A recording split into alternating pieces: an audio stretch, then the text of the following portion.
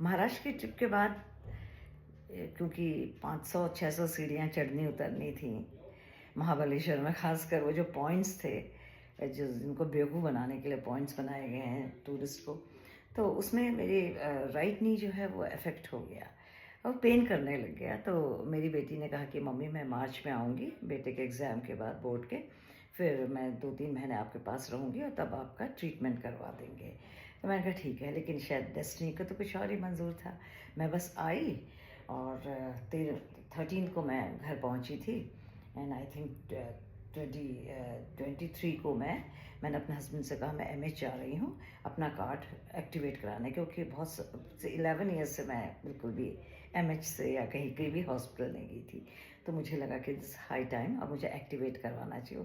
वो डीएक्टिवेट हो गया था। मैं गई और फिर वहाँ इतना आसान नहीं था, 3-4 जगह पता किया।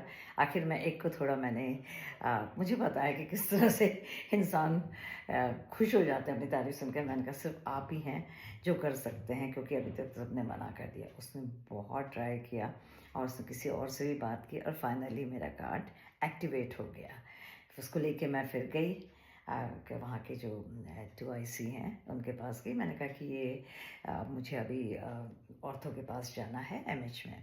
कहने कि मैडम अब आपको ऑर्थो के पास जाने की ज़रूरत नहीं है, अब आप अपने आपकी जो एज है उसके हिसाब से अब आप कहीं भी जा सकती हैं। अपने नई बुक हम आपको इशू कर देते हैं, आपको व्हाट्सएप में भी लिंक कर देते हैं आपका, और फिर आप आराम से फिर जाइए अपने पसंद का।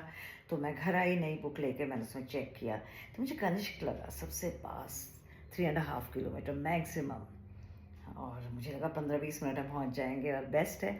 तो मैंने कहा कि यहीं जाना है मुझे। और मैं फिर अगले दिन मैंने अपने हस्बैंड से बोला, 1-2 दिन बाद मैंने कहा मैं जा रही हूँ कनिष्क। आई वेंट देयर, तो डॉक्टर को दिखाया। उन्होंने कहा कि मैडम पहले एक्सरे हो जाएगा, दोनों का एक्सरे करवाया गया। उन्होंने कहा राइट में थोड़ा डैमेज ज़्यादा है। मैंने कहा हाँ, मेरे डॉग्स ने मुझे बहुत गिराया है और वैसे भी राइट में ही ज़्यादा गिरते हैं सब लोग, लेफ़्ट में उतना चोट नहीं आती।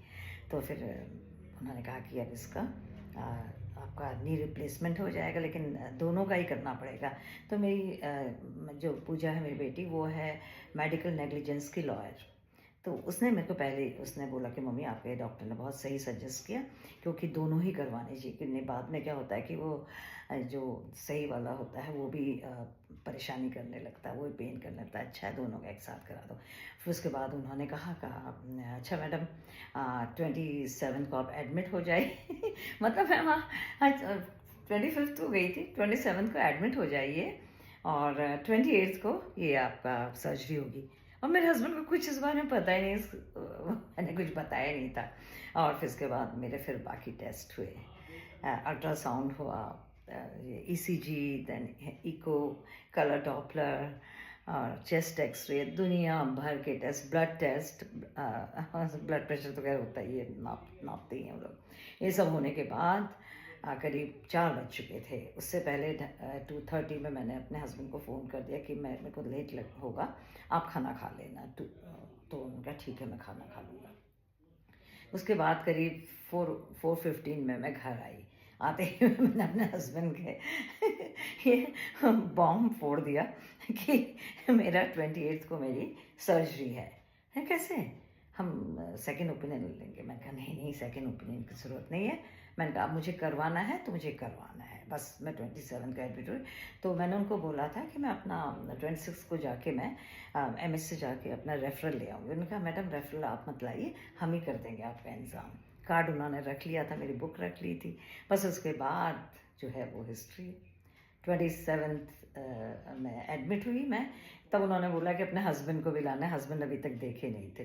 फिर हस्बैंड आए, फिर हम दोनों से, क्योंकि मेजर सर्जरी है, दोनों से साइन करवाए गए और फिर 28 को मेरा सर्जरी हुई। 4 घंटे चली और उसके बाद प्रीति आ गई थी ठीक 28 की इवनिंग को ही। मेरी जब सर्जरी चल रही थी उस समय पहुँच चुकी थी पुणे से। वो 10 डेज़ तक वो मेरे साथ रही लगातार हॉस्पिटल में। 12 डेज़ के लिए आई थी, फिर कुछ दिन घर में भी रही उस समय। इसके बाद वो चली गई, क्योंकि उसके बेटे का 18th बर्थडे था, वो चली गई, तो छोटे बेटे का। तो बस अभी मैं आराम से ज़िंदगी काट रही हूँ अपनी।